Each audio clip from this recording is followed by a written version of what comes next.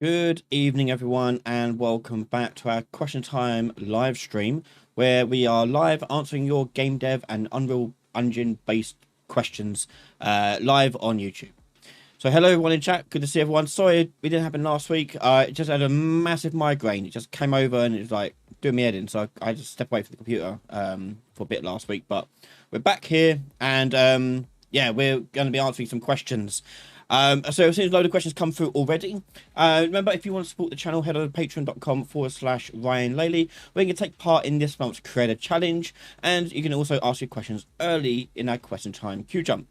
So hello everyone, just waiting for Unreal to finish loading up. It's taking its sweet time. It is. And here we go.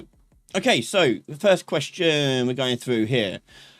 Keeves, hi Ryan, have you seen the outrage over Unity? What a time to be an Unreal dev. Yes. For all the Unity developers, if you're new coming from Unity and into Unreal, do say hi. But yeah, Unity, I've really screwed that up really badly. I sympathies out to all Unity devs. That company has made quite a few mistakes, and that seems to be the final nail in the coffin for a lot of people. So yeah, looking forward to welcome new people over to the Unreal side. Next question, we'll go from here. Klausberg, what happens to NPCs far away, and how would you manage their, let's say, daily routine in the background? So it's both like yeah, it is going to be like a simulation, I would imagine. So you know what they should be doing, and you know how long it would take for a task to be done, and you're just saying, like, if you've been away for this amount of time and you are now at this amount of time, you should be at this in your daily routine. So they're not actually doing it over there in a distance. It's just simulating, so that when you go over to them, it will work out roughly whereabouts they should be in relation to where you were and where you are in time. And that's how I imagine it would be done. I'll probably have to do experiments and do a video on it maybe in the future.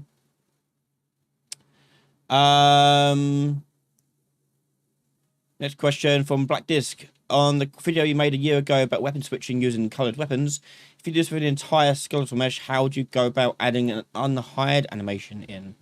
I can't even remember what I did on that video. Yeah, I mean, didn't I do it unhiding with grabbing it? Did I really do that? An entire skeletal mesh. The gun was a skeletal mesh. Or are you talking about the characters? Let me know more details. What you mean, Black Disc? What happened to the last live stream? Oh, really answered that one. Question from Trisome CG. How to have a large amount of NPCs in the game. Every time I do it, I have a huge FPS drop. Okay, so yeah, a couple of things. So first of all, the thing to be aware of is that AI controllers are expensive to have. So you should if you have too many of them, you're gonna have some issues. So running at the same time. So one technique I did in the past, and I think I've deleted it now, but I'll try and dig it out. Was I filled up a whole entire arena with like 10,000 NPCs. But what I did was I only turned them on, possessed them, when I got near them. So they just stood there in the background until I got near them and then woke up and come to me. And at any one time, I only had like 20 or so on the screen, and it ran really well. The other issue you have as well, if you have a large amount of NPCs, is animation. So bones are very expensive to calculate if you've got lots and lots and lots of them. So one way we get around doing that is by baking the animation into a particle and using that as a particle effect in Niagara. So you can fake it with the Niagara characters all doing stuff. And you can change the animation on the fly, so you can look like a character, but they don't have any brains of the character. And they would follow like a lead, like leader in a pack. But the other alternative is just don't have too many NPCs running at the same time. Break them up, send them out over places, delete them, remove them, unpossess them. Yeah, honestly, the best way to do it is just to unpossess them when they're not in use. So if they're not being used, just keep them still, not doing anything. What if NPCs have behavior trees to follow? I mean, how many people are you talking about here? Like, you don't want a lot of people NPCs on the screen like that. As I said, if you've got loads of them to follow a behavior tree, they're going to be following typically a single person, a single AI, or like in a group, they'll follow a single group. They'll have 10 of them following one guy, and they'll just do what that one guy is doing. So not running individual behavior trees, not running all that. They're running. He's running one behavior tree, and they're just following him. That's all. 50 should be fine. But FPS drops happen all the time because of all sorts of reasons. So it's hard to pinpoint exactly what the problem would be. It could be too many animations, could be too many triangles, could be the texture calls, could be anything. So try to get to the root of what is actually causing the FPS drop. I've heard 50 is a good number to have, but as I say, you want to like limit where you can, turn them off when they're not being used.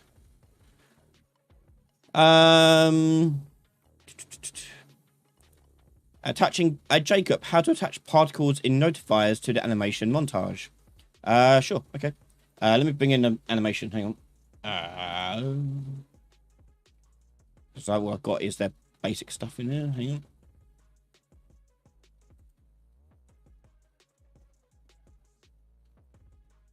And Vinny's asking how can make cartoon footstep particles like Mario or Rayman. I mean, non-realistic ones. Yeah, sure. All right, you can do that. I need an animation. Where's my animations? I'll just bring in this one.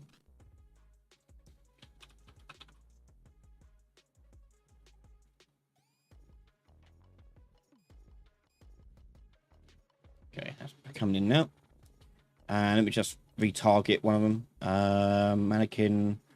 We'll do a bit motion on. We'll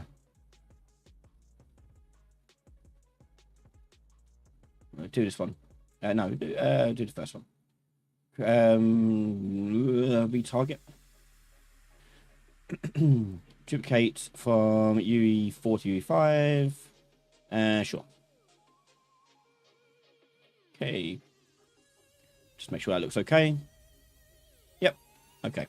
We'll make this root motioned as well because it is root motioned anyway. And now I'm going to make it a montage. So let's go back to our content, create, and then montage. And there we go. So you want to play, who was this? I can't remember now. Jacob. Touching particles to notifiers in montages. Okay, so if you go to notify track here, you've got all sorts of things you can attach to the notify track. One thing you can do is you can add a montage notifier, which is how you trigger notifications in the montage node. But you also can do sounds, particle effects, whatever you like. So, for example, I can do play particle effect. And play particle effect is for cascade particle systems. So you select it, go up to details, and you go to particle system, and you choose whatever you want to do. So explosion, for example. And you can position it wherever you want. Here's an offset on here too. So 000 means it will appear at his root. If you want it to appear like where his hand is, for example, you can attach it to the socket name or bone name you want to do there. So I can do like hand, that's the right hand, hand R. And that'll be attached to the hand R. So if I go boom, we get a little socket animation there. Okay. And if I want to leave it not attached, because that moment's attached to him, so the smoke doesn't get left behind. If I do unattached, I might have to stop and say, yeah, there you go.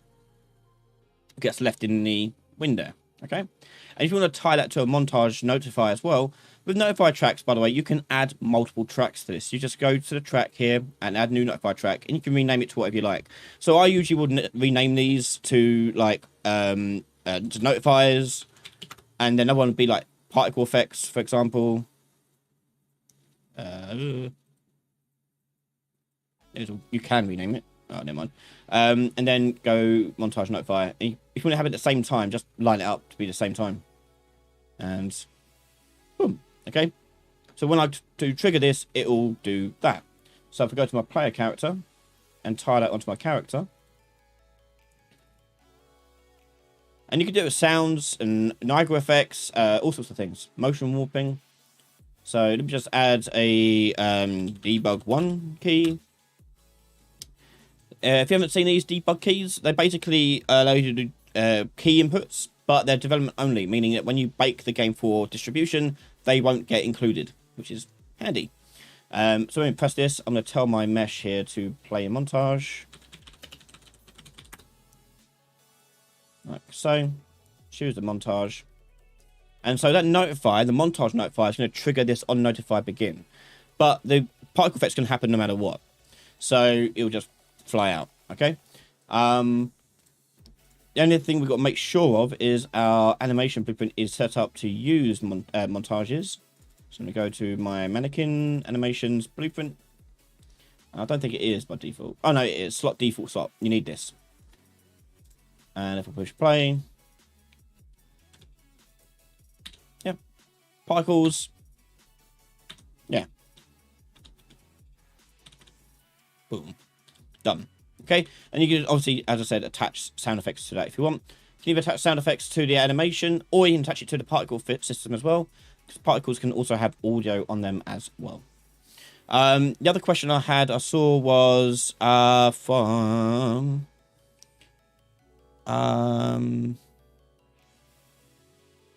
Vinny. How can we make cartoon footstep particles like Mario or Rayman? I mean, non-realistic ones. So yeah, we'll do a little brief Niagara tutorial here. So we're going to make a Niagara system. I always start with an empty one, just because that's the way I work. And we're going to do footstep. And in here, we're going to put in little funky cloud things. I don't know. So we should add a blank emitter. And I'll leave it default sprite for now. I can get a sprite sheet if I want to later. And I'll do a burst. So when you land on the foot, it's going to go up like that. So on the emitter update, we're going to add this to a burst instantaneous. And spawn count is, we're going to do, I don't know, 5. Sure. And we want them to burst out at random directions vertically. So they're going up like that. Okay. So what we're going to do is on particle spawn, we're going to go up here and add velocity. It's going to give you an error saying that you need to have a dependency called solve forces and velocity. Just click the fix issue and it will add it for you to the particle update. So by default, it's going to just fly up like that. We want to randomize. So on Niagara, when you've got velocity here saying 0, 0, 50, this little arrow at the end of all these things lets you swap this value out for something else. It could be a variable, and it could be also like random ranges and things like that. So let's do a random range. So I'm going to do random range vector. And you can see it's changed to a minimum and maximum. And I'm going to go 0, 0, 0, 1, 1, and in Z I'm going to put in 5. Okay, so it'll go up faster than it will go outwards. And then in the velocity speed scale, I just times that by how fast I want it to go. So if I want it to go like 50, for example, I do that. Okay. Now, obviously, dust particles, when you're running around, don't last that long. They're usually quite quick. So we can go to initialize particle, and you'll see lifetime. I'm going to bring that down to like maybe 0.5, maybe. And just pull the timeline down as well, so you don't have to wait for it to restart all the time. Okay, that's a starting point. Okay, next is the scale of it. So we go to particle update and add a scale on it. So scale sprite size, using sprites, not meshes, so sprites. And by default, it's going to give you this one. And this sprite size can go from 0 to 1. Now, here's the thing that people often get tripped up on, including myself, in that you'll see that I've added this and it's disappeared. The reason why it's disappeared is because for this to work, and it should tell you this, you need to go to initialize particle and go to sprite attributes, sprite size, and change it to uniform. Okay, and now it can scale up. So I go to sprite size, scale, and we go uniform curve scale, and we'll multiply this by, I don't know, 50, or too much. We'll do 10. Yeah. So they get bigger, start small, get big. But I want them to get small again afterwards. So on this graph here, I'm just going to pull this little key pin down. And we'll make it go quite quick to full size. And then we'll make it sort of soften out. So hit enter to add a key. Or you can just right click on it. And I'm going to drag that down like that. And we get this sort of motion. Like, And so we got like a simple little animation doing stuff there. And you can also like do whatever you want with these curves. Just make this bigger. There you go. So if I wanted to, I can bezel these out as well. So I can go up here and use these presets, help me bezel these out. So I can do these are presets if you want to use templates, or I can right click on them and do like auto, and it will soften them out so you get nice softer curves. Okay, and I mean that's pretty good so far. But let's do it with our opacity as well. So I'm going to go to particle update and do scale color. And on scale color, I'm going to do scale alpha. And alpha is going to be a float from a curve. And this is going to go from from 1 to 0, sorry. So basically it will fade out. Like that. Okay. So that's our footstep. Let's now add it to our characters running. So all you do is go to your run animation. And over here. And you've got a couple of ways to do this, by the way. So I'm going to show you both. So go to run forwards. So the first way is that you only notify track in your animation. Add another one. VFX. And on each footprint, which has already been laid out for me in these notifiers that Epic have done, I just right click on here, add notify, and play Niagara particle effect. Click on here and choose the one I want to do. So footstep. And I'm going to attach it to the bone name. So this would be foot L. Okay. Might have to change the size a little bit. Yep, okay. So that's 1 foot. I'm going to do the other feet now. So this is foot L. So I'm going to copy that and paste it there. There. Okay, and we'll do the same again for the right foot. So I'm going to click on this, change it to right foot. Yep. Copy that. Paste. Paste. Okay. So when I play, we got it reacting like so. So let me just rescale this because obviously that's way too big. Let's go back to our Niagara effect. And I'm going to go to scale sprite size and bring it down to maybe like 4. And see how that looks. Not too bad.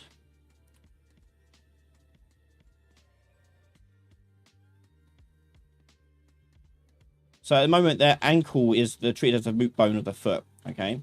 So if I look back, it's going to spawn at the ankle. I'm going to bring it down to more the sole of the foot. So on these, you can actually change the offset. So on the Z offset, I think it'd be a Z. Let's have a look at the foot. Foot. It is the X offset. So X, see, is that direction there? So if I go to this foot here and change the location on the X to -10, it'll bring it down. Yeah. I'll just do it for each one. -10.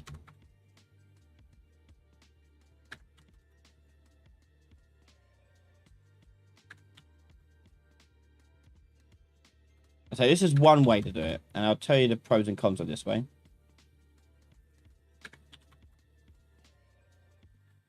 Okay, so as my character runs around, we should see Niagara effect. Why am I seeing Niagara effects? Oh, I'm using the wrong character. Crap, hold on.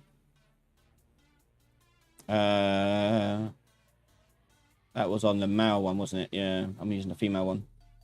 1 second. Many simple. It could be many.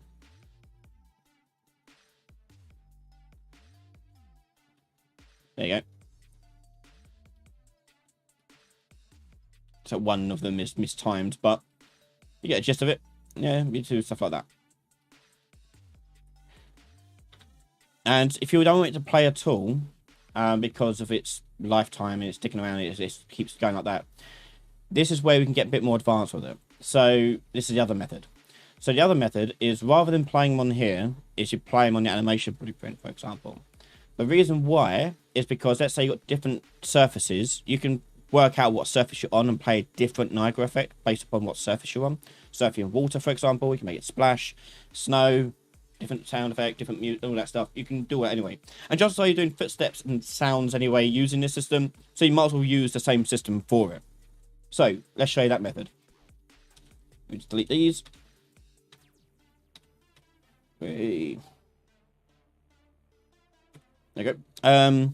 So on here, I need to change the VFX here to add a notifier. This could be a new notifier because this will be based on the skeleton. So I'm going to new notifier and go foot left. And I can copy that and paste it at all these locations. Make another notifier. Foot R. Okay.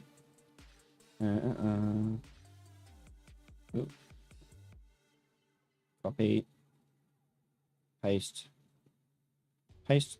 Okay, so these are skeleton notifiers. Skeleton notifiers trigger on the animation blueprint. So if you go to the animation blueprint and go to the event graph, if you right click on this now, I should now see those appear now in here. Okay, so you can see here event anim notifier, foot L, foot R. They're the ones I made. It's tied to the skeleton, not to the mesh, so it will appear on anything else that using the same skeleton. So let's go to foot L and focus on that one first.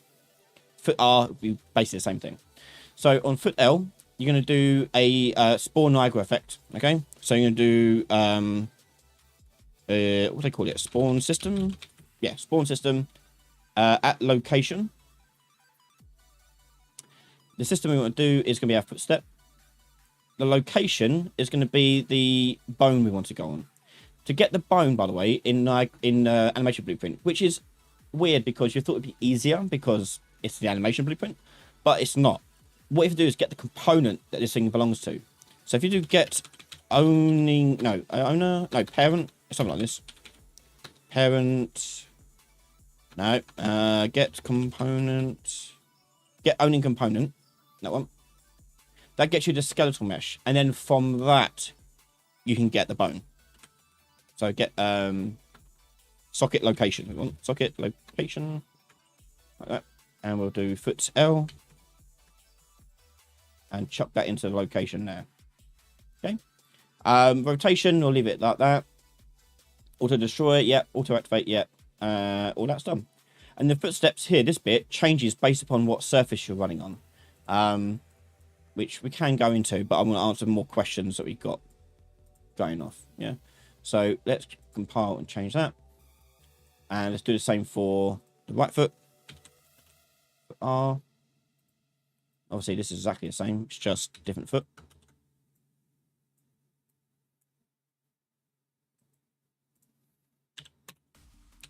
Like that. So now we can test how that works in here.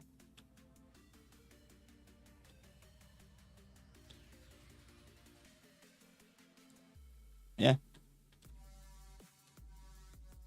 Because it's tied to the animation, when you jump, like things like that, you're not going to see that. Oh, it's looping. I've got to make it die. Sorry. We've got these things flying off.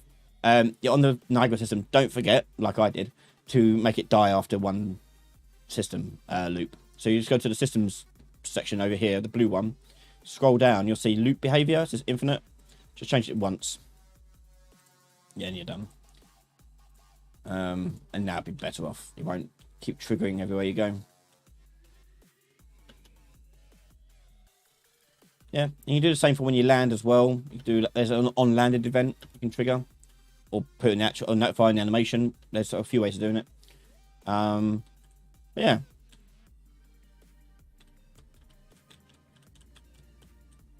Ta-da.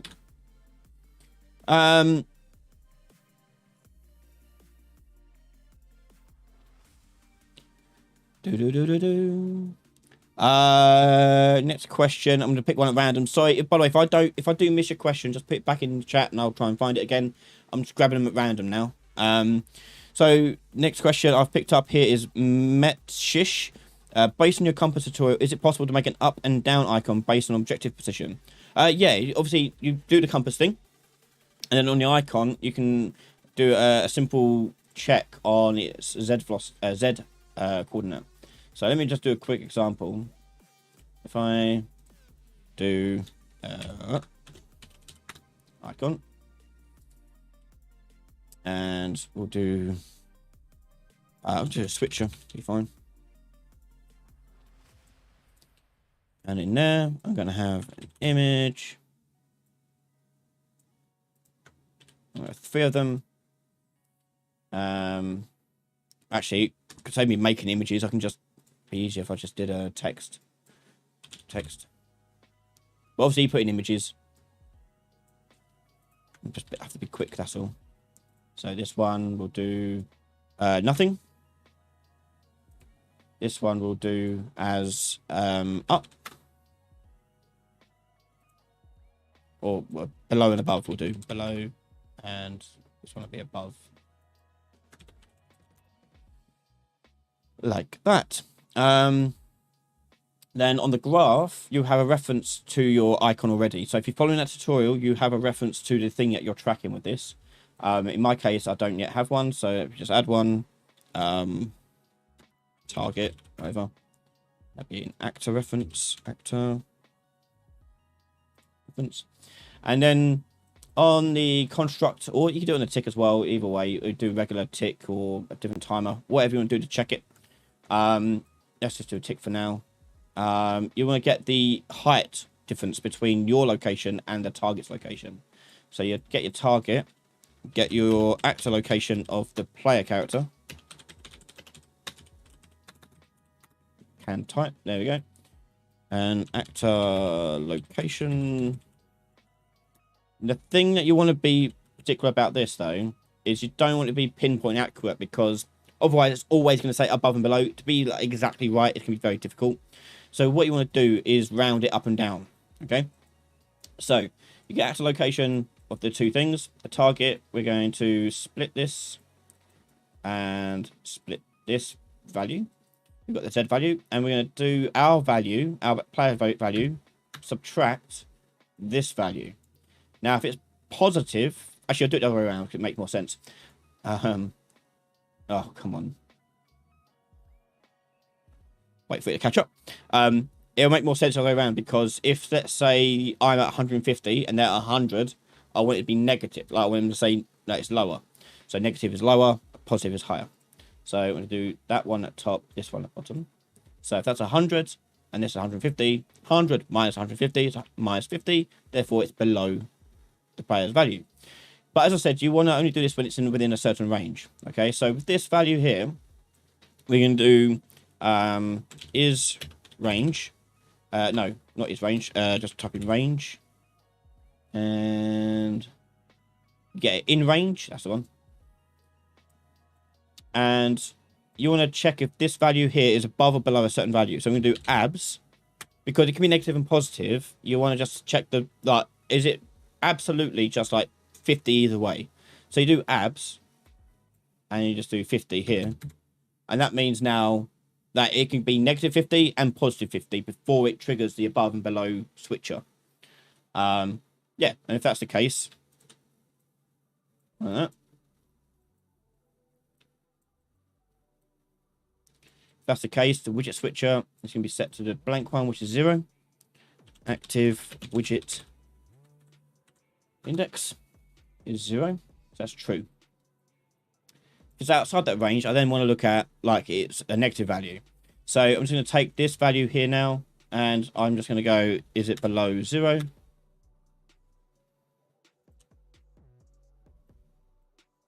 And if it's below 0, I'm going to set the active widget to 2, and say command paste in it, and then put this as 1.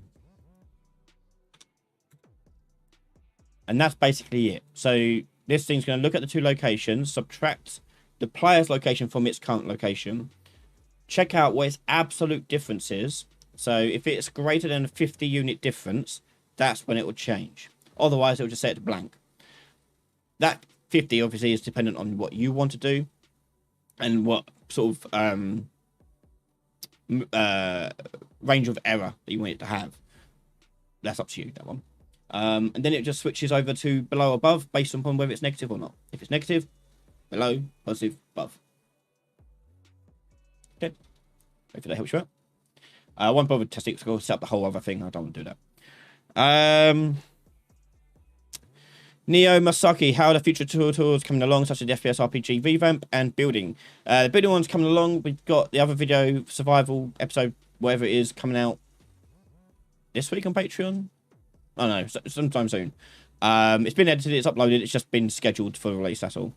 The FPS RPG one is currently on hold, whilst Mimic is in sort of this weird phase of development.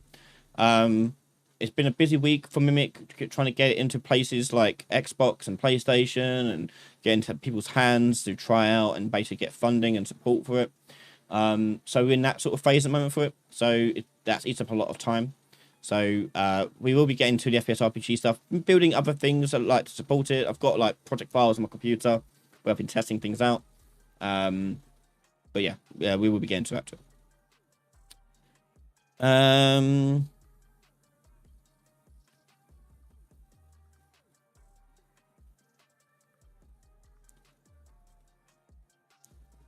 So in this case, the active switcher should be icons instead of that. I should say, yeah. So you set like your switcher will just have, rather than text, it will have the icons.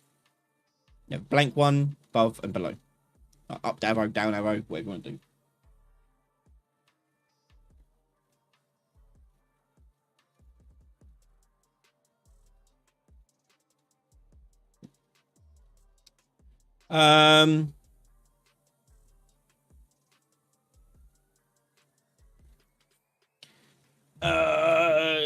Question from Ninja Dark. Scene capture 2D takes so much FPS for good quality. Is there any possible way to show character in UI other than scene capture 2D?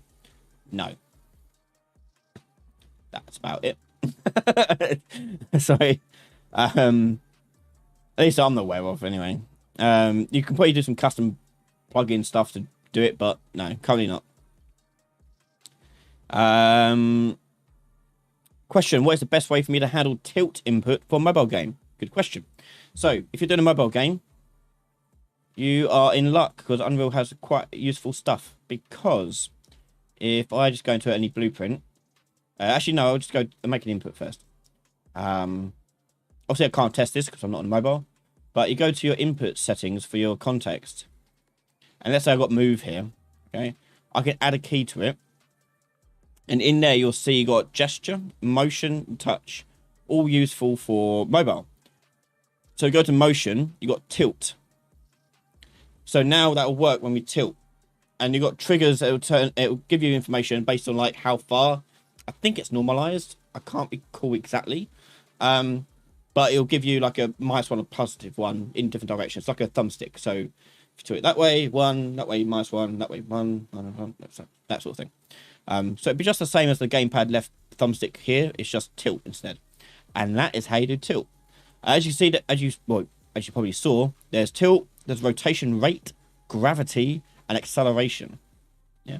So gravity is how far it's falling down. Acceleration is how fast it's moving. Yeah. If you want to do touch, you've got touch 1, 2, 3, all up to 10. The numbers refer to fingers. So touch 1 is 1 touch on the finger. 2 is 2, 3 is 3, 10 is 10 fingers. And then gesture are pinches, flicks, and rotates. So when you do those movements, that's what that is. So yeah, it's all figured out for you. You just got to assign them to whatever you want to do. Yeah. I'll delete that. No point in having it. Next question. You're welcome, Ninja.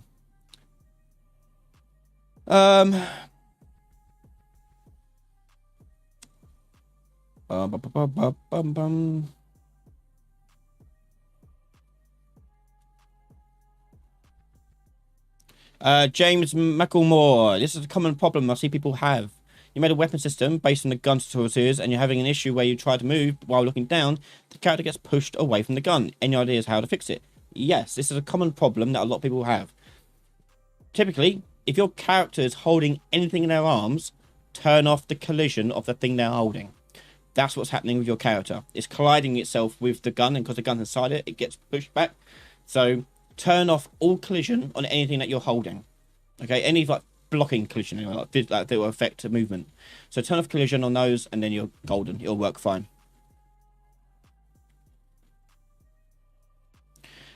Peter Day, is Mimic made only with blueprints, and do you think only blueprints can be fine performance with multiplayer game? So yeah, Mimic is all in blueprints currently, but it is built with the source version of the engine, so I can go in and do C++ stuff with it and tweak it if I need to. But so far I haven't needed to, and the game runs at 4K 60, no problem. So yeah, you can, and yes, it runs fine. Blueprints are very, very powerful. Very useful. You'd be hard pressed to notice any difference if you're doing an indie game. You're going to be hard pressed to notice any difference between using just blueprints versus C++ or combination. The engine's designed in mind of combinations, so the best use of the engine is using both together. But yeah, you'd be very hard pressed to find. I'll bet you won't notice any difference.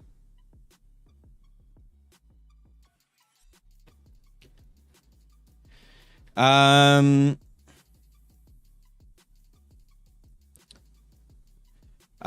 some CG. How to do force feedback on a racing wheel like a Thrustmaster. Tried force feedback asset Unreal has, but it does not work with the wheel.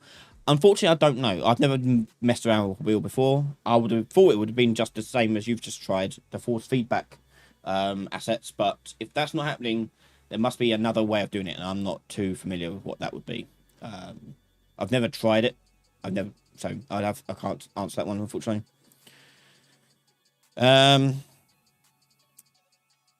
Dudley Pembear, what's the method of changing between different player modes, like when a player approaches an enemy and it initiates a combat mode? Well, there's loads of ways of doing it, really. You can get the player to initiate it, or you can make the enemy initiate it. So, I mean, yeah, there's all sorts of ways of doing it. You're essentially going to have like a toggle that's on your player character or controller saying like is in combat, and that is in combat can be triggered by anything. Could be triggered when they are seen by an enemy, when they see an enemy, when you get too close to an enemy. You know, there's a few things you can do. You can also like hard code it, trigger it in when you enter a room, for example. But it's literally just a toggle that you have on your player character that you just turn on based upon whenever you want it to happen. It depends on what criteria you want to have it happen on. Because no game's the same. So in some games it'll be the case of like as soon as you enter the room, it'll trigger. Some it won't do anything until the enemy spots you. In which case, if you want to do that, you have to do an event dispatcher system to do that. So for example, like let's assume. I make a fake enemy character. Yeah. And let's say he has a perception system on him.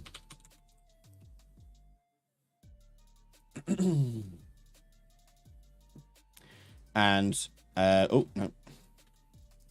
Perception updated.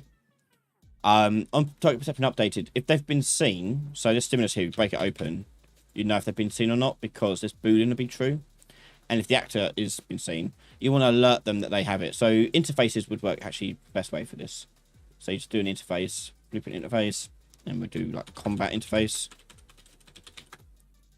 and in there we can go has been seen, and you may want to put in who's seen them. I guess that might be useful. Actor type. Enemy, we'll call that. I'll save that. So on the enemy, when this is true, and they've been seen, you can tell this actor here, like, has been seen. And then on a player character, you can then trigger that toggle that happens. So whatever you want. Just make sure you give the player that interface. So you go to the player character, class settings, interfaces down here, and you search for your combat interface that you have. And interface will be down here, has been seen. And your toggle is in combat. Is in combat. Don't know. Yeah, anything else you like want to do as well, you do there as well. Like changing music or whatever happens there. Hopefully that gives you enough to go on.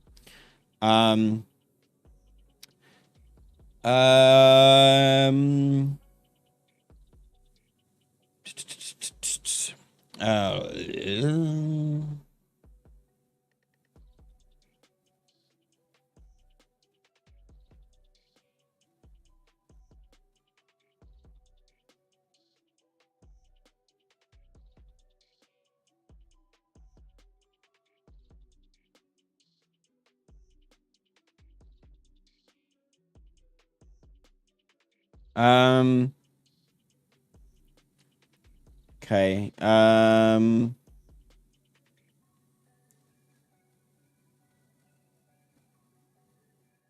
Danish Shindal, will you still do the series where you play our games and give some feedback and comments? It's kind of transitioned from that into the creator challenges now on Patreon. So patrons, if you are a patron, you can take part in each monthly challenge to do a mini game jam, and you submit your project, and I review the code and go through and give feedback. And the feedback is in the form of a video, which is then made public. So those who are not patrons can still see and learn from this. But if you want to have direct testing, you want to challenge yourself and figure things out on your own, these creator challenges are going to be ideal for you. So yeah, join in. We're on, our new one is September has already started, obviously. So check it out if you're a patron. You find it on patreon.com/Ryan Laley. Check it out and you'll find a video where I'll talk about what the challenge is and how to go ahead submitting it. But yeah.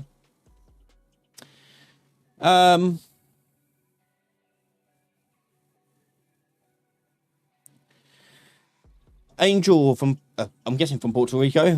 Hello and thank you, kind sir. But where is a good place to get some formal schooling with Unreal Engine? I have no coding background, but I've been watching tutorials. Currently have a playable map and now learning your inventory series. A formal schooling. I mean, what do you mean by formal? So you can find people such as myself who do private lessons and consulting. So I do private sessions and do one-to-ones with people, Patreon and otherwise, including whole studios I've done training for, where it's done on Zoom and we just go through and teach you stuff. So you got that stuff. It's not formal, I guess, in the sense of like, here's lesson 1, here's lesson 2. It can be, but it's not written out like that. It's more like, what do you want to learn? Or what do you want to know, and I can help you with that, and I'll guide you for that. And if you want homework, I'll give you homework if you want, and obviously I'll give you feedback based upon what homework you've done. So you got that. There's online schools such as CG Spectrum and CG Hell and others. I myself am a mentor for CG Spectrum, so you may even get me if you start to hit CG Spectrum. That's more formal, as you're going to get weekly sessions and mentoring and other things. So yeah, you can check that out. But yeah, other than that, that's really about it.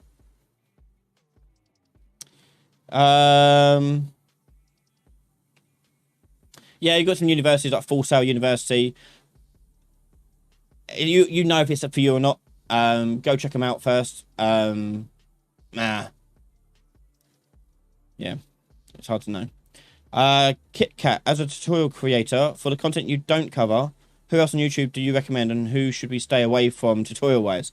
I won't answer the second question because I don't like shitting on people, but I like Matthew Wastein's stuff. He does quite good stuff, and Luke over Virtuous does okay stuff too. Check him out.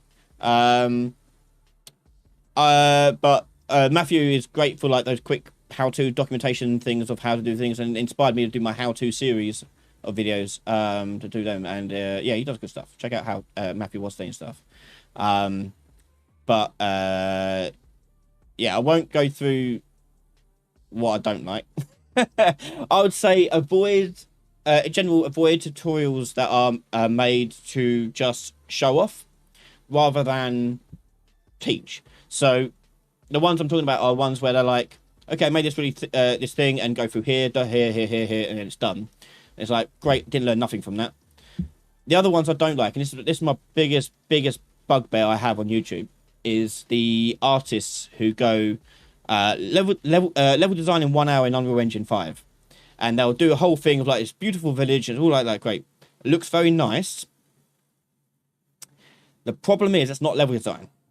That's environment design. It looks nice, but it's not a level. You can't play it. It's not a full game. And a lot of content on YouTube is that. It's like, I'm going to speed level design a map. You're like, no, you're doing a diorama of a section of a level. Like, to me, level design is blockouts, and then you can dress it up later.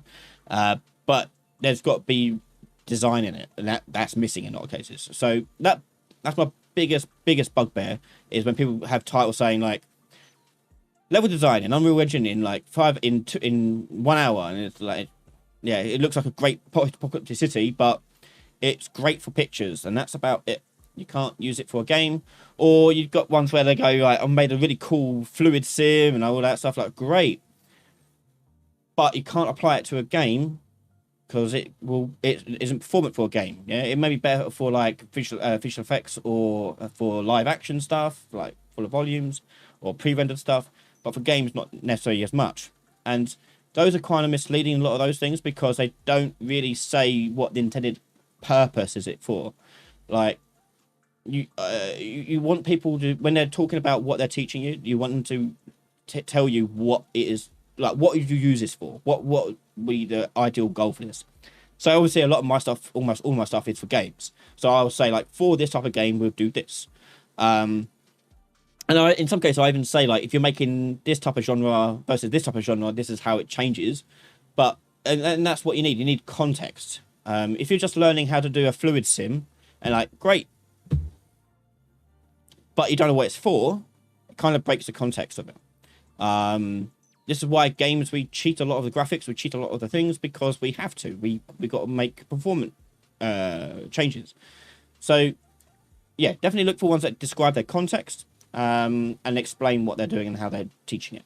Try to steer away from those who just want to show you what they've made. It may be really good and really cool. You may learn something from it by looking at what they're doing, but it doesn't explain the hows and whys. As you guys have seen from my tutorials and my live streams, I like to explain my inner thought processes and like why I'm figuring things out and what I'm doing with those things.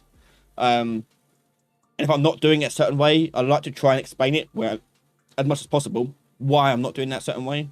But yeah. And also, I guess someone who's happy to highlight their faults and things they would do better or improve. That's always good as well.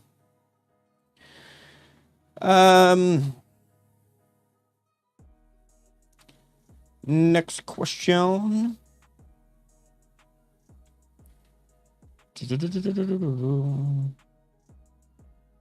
How are we doing for time? We've got 10 minutes.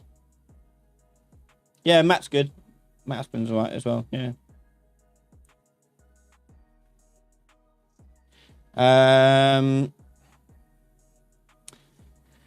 Oh, a lot of questions I can't answer in 10 minutes. A quick one here from One Anime Finder. Is there a way to update data asset at runtime? Nope. Data assets are read-only. You can't do that. If you want to have things like weapon stats change or be randomized, like you're doing like Diablo or like Destiny, for example, you're saving the stats as a struct on top of the baseline. The baseline will be calculated from the data asset, which is like their baseline information, their ranges, things like that.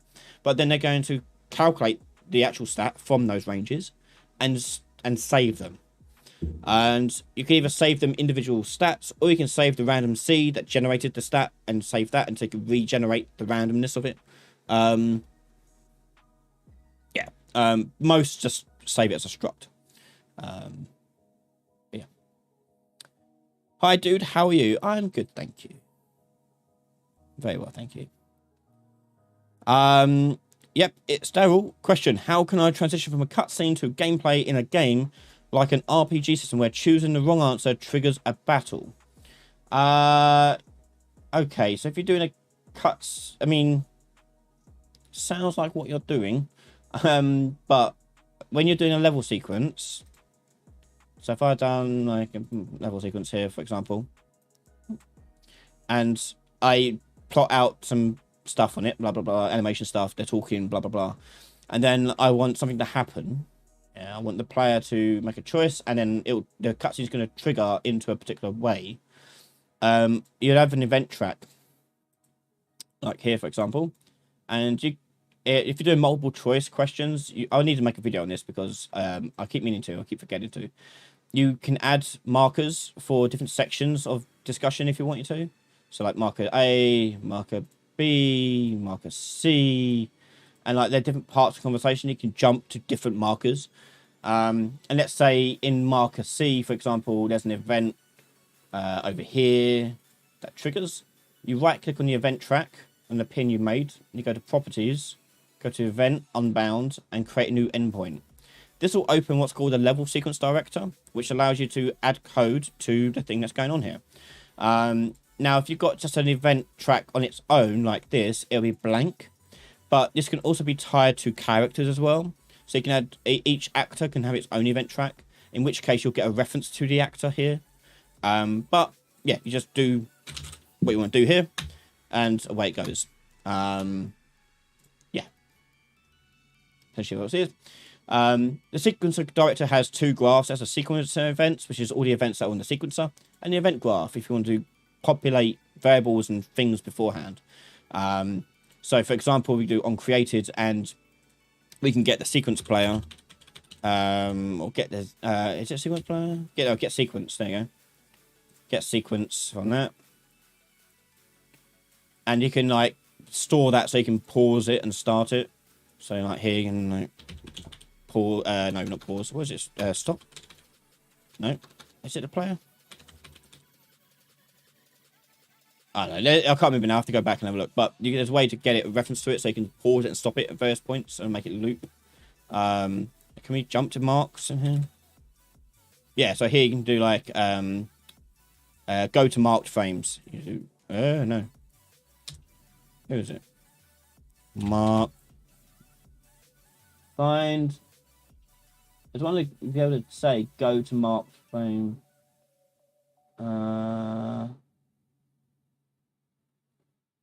Find next mark frame. That ain't right. They changed it? Or am I missing something? Mark.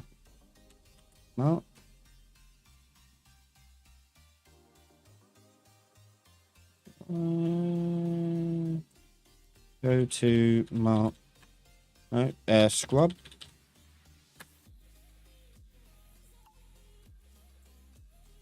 No. What no, hang on. It's been a few years since I've done it. Maybe they changed it. Mark sequence. Ah, there you go. Find marked frame by label. There you go. And you put in the label B, for example. The sequence would be that one. There you go. And then you can go to that frame.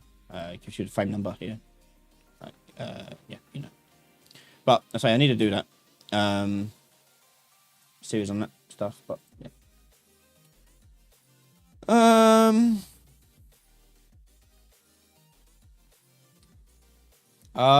Angel Puerto Rico, you're making an MMORPG. What video would you recommend for setting up and understanding dedicated servers? I know we use RPC to replicate the clients and not sure how to save each client's contents. God. My advice is don't make an MMORPG. They're not only very hard to make, they're also very expensive because you need to have the dedicated servers to run this stuff on. You also need databases to store player data, and that's what you're talking about. Is you're saving player data on a database, and then you're fetching it when they log in. There's a hell of a lot of work in an MMORPG. These games take 10 years to make and hundreds of people to make it. I would avoid using it if you can. Dedicated servers are expensive already on their own. So, yeah. Be very wary of doing MMORPGs. But as for tutorials, set up dedicated servers, none come to mind, but I know there are out there. Just Google away and you'll find some. What country are you from? I'm from the UK. in Essex. Speaking of which, by the way, I'll be at WASD in London, which is a game exhibition tomorrow and Friday and possibly Saturday. I've been doing portfolio reviews on Friday, and I've been walking around meeting fans, talking to developers, talking about Mimic to business partners, as many other things too. But you'll see me walking around with my Ryan 80 Game shirt. Feel free to say hi. I don't buy it. It's fine. We can even get food if you want, and hang out. That's cool. Play games together. I don't care. I'm on my own. I'm just walking around on my own. So come by and say hi. Keep me company.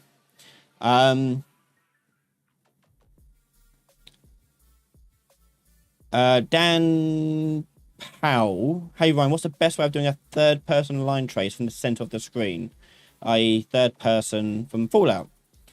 Okay. So let me do that on the player character. This will probably be the last question, I think. We're out of time now, but event tick, we'll do it on line trace by channel. And like that. Okay, so start point will be your actor's location. So it's starting the line at where the player character is. Some games actually don't do this. Some games will do it from the camera's perspective straight away and go from there. But that has an issue where you could interact with things behind your character, which don't make sense. So we're going to do get actor location for the start position. The end position is going to be based upon our camera's perspective. So we're going to get the player camera manager. This camera manager is an actor that basically keeps track of the camera that you're using and can do various little modifications to it. The main thing we're going to get from it, though, is the direction it's facing. So we do that, and by doing get forward vector, actor forward vector. And then you multiply it by the range of the interaction. So multiply it by a float, say, like, I don't know, 1,000. And they're going to add that onto the actor's location. And now go to the center of the screen from their point of view. So if I change draw debug for 1 frame, hopefully this comes through in the live stream. If not, I'll do it as a duration so you can see it lasting. Would help if I weren't in the way. Hold on, let me move my camera out of the way.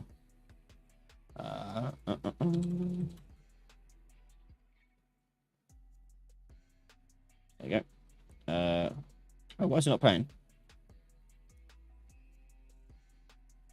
Event tick, third person character, line trace.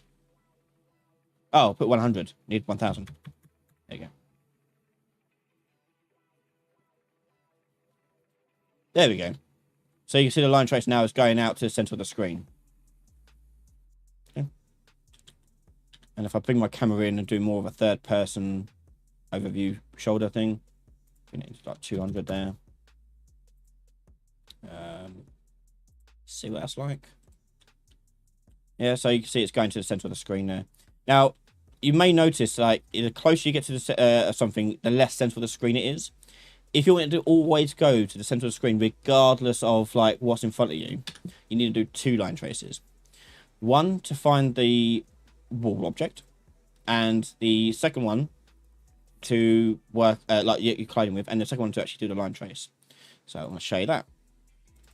So that's the second one we want to have. We'll make a first one, which should be almost the same. So I'm going to copy. Oh, copy this. Paste that. And put that in there. And the thing we want from this is this distance. So we're going to out hit, break this open. And the distance here is going to go into our range here. And lock that up. Down there. And that's it. So that should now make our line trace always go to the center of the screen, even if we're colliding with something. It should do anyway. No, why is it not doing that? Distance, forward vector. Oh, no, sorry. Not. I missed a bit. Sorry. It's not distance. It's location we want. And the location is going to be the end location. There. No, not end location. What am I doing? It's the start point. What was it? I forgot now. You do the player location. I did it for my torch on the thing. I'll mimic.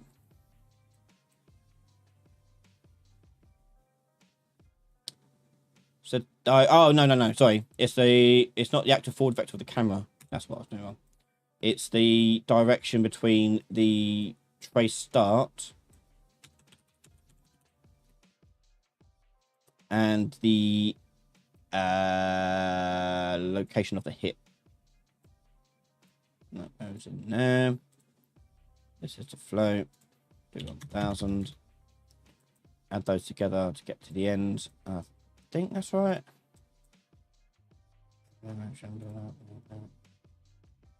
Got a feeling that's not right. I can't remember now. What the hell did I do? Alright, what did I do? It's bugging me now. Do the line trace to get the location of the hit. Of the thing you're hitting. It was distance. I swear it was distance. Then you line trace out.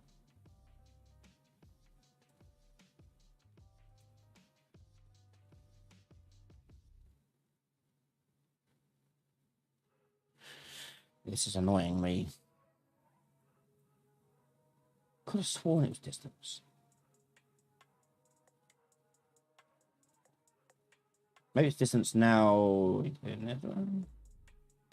Oh, no. Sorry.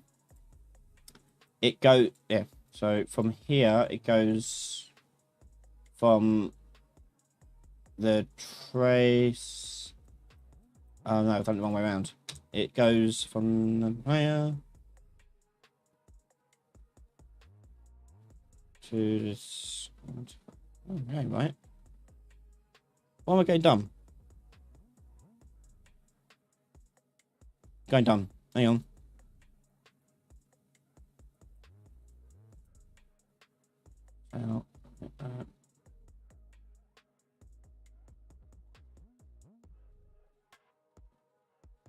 Oh, no, sorry. It's, yeah, I know. Oh, crap. No, it's not that. It is, get player camera manager. It's the location of the camera manager and its forward vector. There we go. Multiplied by the distance of this thing. There we go. So if I turn this frame off here, that should now always point to the center of the screen. As you can see, it is. I think I have to multiply it by 1000. I think I've not done it by 1000. Oh, a distance I need to add to it. Whoops. Active forward vector. We'll do multiplied by float, and it'd be distance plus the distance of the camera to the thing. So we do like, I don't know, 500. Actually, what did I change it to? 200. Add 200 to it. There you go.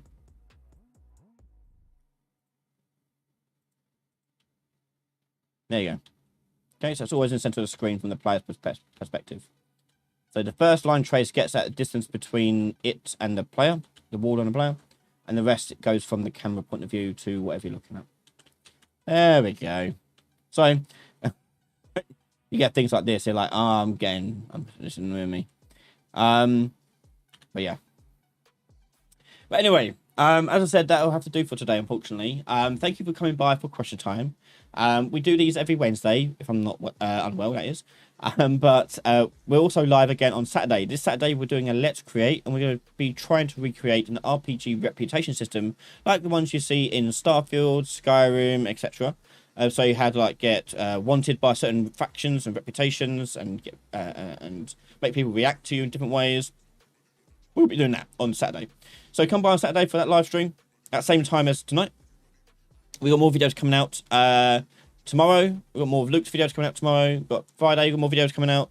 As I said, I'll be in at WASD cross IGN in London, Liverpool Street. So if you're there, say hi. Look out for me. I'll be around. And yeah, I look forward to seeing people. Other than that, if you want to support the channel, head over to patreon.com/Ryan Daly. We can join any tier you like, from bronze, which is $1, up to diamond, which is $50. And you can get access to all the videos early. At the moment, we're releasing the whole entire Wave game series, including project files for those who are in gold and higher. Private sessions for, obviously, those in diamonds. And obviously, as mentioned before, the Creator Challenge, where you can take part and get some feedback. And that is available to all tiers from bronze upwards. So thank you so much, everyone. Take a look at. No, I don't. I'm so tired. The kids are back at school this past week, so it's been like, stressful. Anyway, that'll do. I'm gonna go before I can lose my ability to talk. Thank you so much, everyone. Take care, and I'll see you next time. Bye.